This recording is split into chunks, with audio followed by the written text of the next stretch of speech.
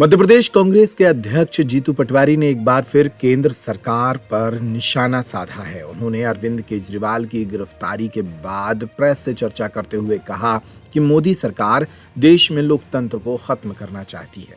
PM Modi को लोकतंत्र में विरोध पसंद नहीं है, तभी तो ईडी जैसी एजेंसीज को हथियार बनाकर विपक्ष के नेताओं को निशाना बनाया जा रहा है।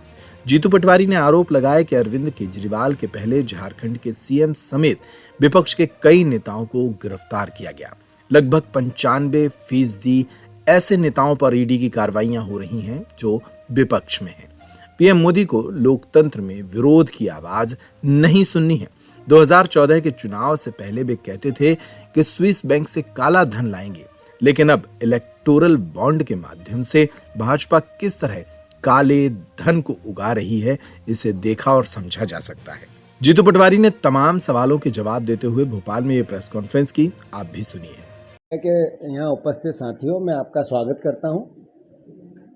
21 मार्च के दिन अरविंद केजरीवाल चीफ मिनिस्टर रहते हुए उनको ईडी ने गिरफ्तार किया। इससे पहले भी दिल्ली सरकार के कई मंत्रियों को गिरफ्तार किया। उससे पहले झारखंड के मुख्यमंत्री को भी भारतीय जनता पार्टी ने गिरफ्तार किया, सरकार ने गिरफ्तार किया, ईडी ने गिरफ्तार किया। साथियों, ऐसी लगभग ईडी की 121 राजनेताओं पर अलग अलग प्रकार से ईडी ने कार्रवाई की, गिरफ्तार किया, नोटिस दिए। उसमें 115 विपक्ष के थे, मतलब 95% विपक्ष के नेता थे।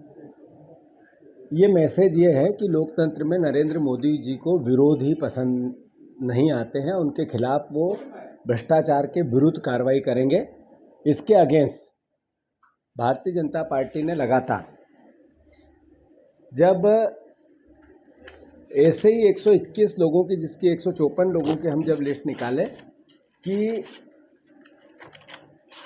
इनके खिलाफ भारतीय जनता पार्टी ने कार्रवाई की, मैंने कहा 95% विपक्ष के नेता हैं। इसमें से लगभग 70% लोग भारतीय जनता पार्टी में वापस चले गए, अलग अलग स्केल पे, कोई छोटे स्केल पे, कोई बड़े स्केल पे। जैसे येदियुरप्पा के खिलाफ बीजेपी ने ईडी की कार्रवाई की थी, इस सरकार ने की थी। आज तक क्या हुआ पता नहीं, घूम रहे हैं वो। पास्को एक्ट के अंतर्गत उन पर एफआईआर हुई, अभी घूम रहे हैं वो गिरफ्तार नहीं होंगे। जैसे बेल्लारी बंधु बीजेपी में गए, सीबीआई और ईडी की जांचें हुई थी, आज तक क्या हुआ पता नहीं है। जैसे मुकुल राय, जैसे शुवेंदु अधिकारी, जैसे ये दोनों नेता बंगाल के थे। ये जब ममता बनर्जी की पार्टी में थे तो सबने देखा, सोचा, समझा, कितने आरोप लगे, गालियां दी, मोदी जी के 100 भाषण निकलेंगे इनके खिलाफ, और अंत में बीजेपी की वॉशिंग मशीन में है। हेमंत बिस्वा शर्मा, किसी छुपी हुई बात नहीं, शिवराज सिंह चौहान, लोक आयुक्त ने, सीबीआई ने व्यापम को लेकर सब बातें हुई, इतने लोग मरे, कई लोग विसिल ब्लोअर तक मर गए, उसके बावजूद भी आज क्या हुआ पता नहीं है। मैं मानता हूँ मुकुल राय, जैसा मैंने पहले कहा था, ये बीजेपी में चले गए। रमेश पोखरियाल, ये भारतीय जनता पार्टी के मुख्यमंत्री थे, इन पे सब पे जांच थी, इनका क्या हुआ आज तक पता नहीं चला। नारायण राणे, आदर्श घोटाले के आरोपी, जिसको गालियां पेट भर भर के देते थे, आदरणीय हमारे जो राज्यसभा मेंबर बने अशोक चौहान, ऐसे ही जो शरद पवार के भतीजे थे, उनको पेट भर भर के गालियां। कुल मिला के भारतीय जनता पार्टी भ्रष्टाचार को नरेंद्र मोदी 2 आंखों से देखते हैं। ये एहसास क्या करा था देशवासियों को एहसास कराता है कि नरेंद्र मोदी जी भ्रष्टाचार के खिलाफ नहीं है, सिर्फ विपक्ष भ्रष्टाचार नहीं करे और हम पेट भर के करें। ये कैसे हुआ? देश में जब 2014 के पहले के चुनाव थे, नरेंद्र मोदी जी कहते थे काला धन है, स्विस बैंक में है, और वो स्विस बैंक का काला धन में कांग्रेस के नेताओं का है, गांधी परिवार का है। ये जैसे ही 6 महीने में मैं प्रधानमंत्री बनूंगा, ये सब जेल की सलाखों के अंदर रहेंगे और 15-15 लाख रुपए पर व्यक्ति को मिलेंगे। नारा था उनका, हमने सब ने देखा। स्विस बैंक की लिस्ट नहीं आई, क्या हुआ पता नहीं चला, पर एसबीआई की लिस्ट आई, जिसमें भारतीय जनता पार्टी ने जैसा कि 4 तरीके से धन उगाया। एक, उन्होंने कंपनियों पर ईडी और सीबीआई के छापे डाले, करीब 32 कंपनियां ऐसी निकली, उन कंपनियों ने फिर से बीजेपी को चंदा दिया, और छोटा मोटा नहीं दिया, 50 करोड़, 100 करोड़, 200 करोड़, बड़ा बड़ा चंदा दिया। मध्य प्रदेश के एक शराब व्यवसायी को गिरफ्तार किया, उन्होंने 34 करोड़ रुपए चंदा दिया, फिर उनकी बेल हुई। ये एक तरीका था कि हम चंदा बॉन्ड के माध्यम से कैसे उगाएं। दूसरा तरीका, जैसा कल हमारे जयराम रमेश जी ने भी इस पर लंबी चौड़ी बातें की है, दूसरा तरीका था कि आप चंदा दो और काम लो, धंधा लो। करीब 70 कंपनियां, 65 से 70 कंपनियां लगभग ऐसी निकली जिनको काम मिला, और उन्होंने भारतीय जनता पार्टी को बॉन्ड में चंदा दिया। काम मिला, धंधा मिला, अलग अलग है, लंबी बात हो जाएगी, इस लिस्ट में है सब। और भारतीय जनता पार्टी को उन्होंने चंदा दिया। और थर्ड, जैसा कल जयराम रमेश जी ने भी कहा था कि जो चंदे का धंधा है वो भारतीय जनता पार्टी ने जिस तरीके से उगाया, फिर अमित शाह जी ने देश को कहा कि पहले भी होता था, अगर गलत होता था तो आपको चुना क्यों देश ने, इसीलिए तो चुना। मैं मानता हूँ ऐसे में भारतीय जनता पार्टी सर्वविदित है कि किस तरीके से उन्होंने चंदा उगाई में भ्रष्टाचार किया, अद्भुत, अकल्पनीय, जैसा कि वर्ल्ड वाइज ये भावना चस्पा हो गई कि भारतीय जनता पार्टी विपक्ष की हत्या करके लोकतंत्र पर काबिज होना चाहती है। ये जो पैसा आया एक नंबर का है, इससे 100 गुना ज़्यादा 2 नंबर में अवैध काला धन भारतीय जनता पार्टी लेती है। कैसे इसका यूज़, हम कैसे एहसास करते हैं इस बात का? ऐसे एहसास करते हैं कि 17 सरकारें बदली गई और सब में मैसेज गया है कि इन्होंने करोड़ों रुपए उसमें खर्च किए विधायकों पे।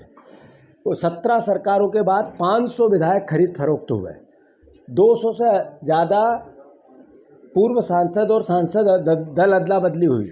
ये सब मैसेज क्या था? मध्य प्रदेश में जिसका छोटा मोटा केस है, बीजेपी में आओ धुल जाएगा।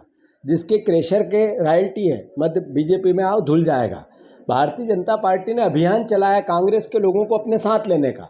अभियान का है? डर का है, भय का है, आतंक का है, सत्ता की मद मस्ती का है। मैं मानता हूँ इनको मुंह तोड़ जवाब देगी मध्य प्रदेश की जनता। देख रही है, समझ रही है कि लोकतंत्र में किस वाहियात तरीके का, किस हठधर्मिता का, किस आतंक का सहारा भारतीय जनता पार्टी ले रही है, सर्वविदित है। साथियों, बातें बहुत है करने की, पर मैं इतना जरूर कहना चाहता हूँ कि भारतीय जनता पार्टी, जैसा मैंने बार बार कहा कि हमारे मुख्यमंत्री 3C के मुख्यमंत्री हैं, क्राइम के, करप्शन के और कर्ज के। अभी 3 दिन पहले अखबारों की सुर्खियां फिर कर्ज लेने की बनी। ये सरकार भविष्य की हत्या करना चाहती है।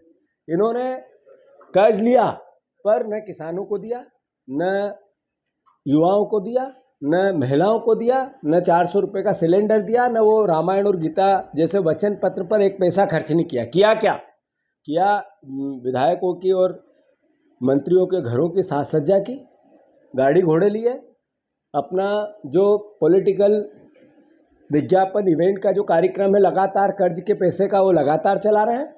मुख्यमंत्री जी, आपसे आग्रह है, फिर से निवेदन है, आप जनता के बीच में जाते हैं, एक काम रामायण और गीता जैसे वचन पत्र का पूरा करो। किसान भाइयों, मैं आप सबसे आह्वान करना चाहता हूं, प्रार्थना करना चाहता हूं, एक वोट इस बार इसकी वादा खिलाफी के लिए, गेहूं के दाम के लिए।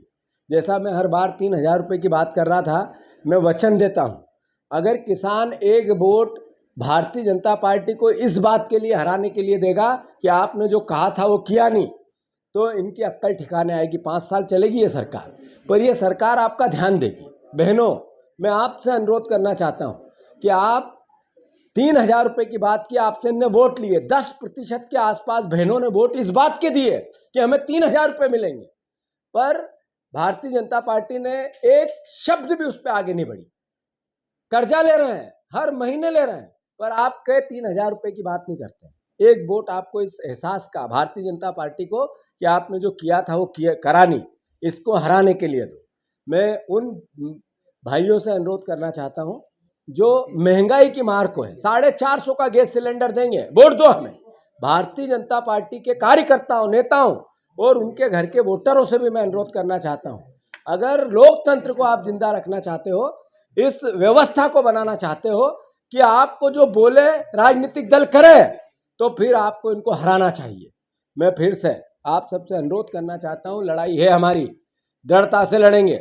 हर बार लोकतंत्र की जो दूसरी पटरी उस पर काम करेंगे, निडरता से करेंगे। भारतीय जनता पार्टी कितना भी ये आभा मंडल बना ले कि कांग्रेस के जो एक तरह से लोभी लोग, एक तरह से जो सत्ता के पास जाके अपना जीवन बिताना चाहते हैं, उनको मुबारक हो, आपको ले जाओ। पर लोकतंत्र में वोटर अपनी जगह रहता है, लोकतंत्र में जो संवाद है जनता का वो अपनी जगह रहता है। मेरे कांग्रेस के वफादार कार्यकर्ता अपनी जगह डटे हैं और लोकसभा का जब चुनाव होगा तो इसका मुंह तोड़ जवाब देंगे। मैं फिर से, जो भारतीय जनता पार्टी ने खाते सीज किए कांग्रेस के, मैं प्रदेशवासियों से अनुरोध करना चाहता हूं, जनता से प्रार्थना करना चाहता हूं। ये क्या मैसेज है? ये वही मैसेज है जो नरेंद्र मोदी जी किसी भी हद तक जाएंगे, हम चंदा लेंगे और कांग्रेस के पास जो है उसको भी 1 रुपया खर्च नहीं हो, हम पैसे से, अर्थबल से चुनाव जीतेंगे। ये मैं जानता हूं हमारे प्रत्याशियों के पास उतना धन नहीं होगा। भारतीय जनता पार्टी 25-25 करोड़ में चुनाव लड़ेगी, अद्भुत पैसा बहाएगी।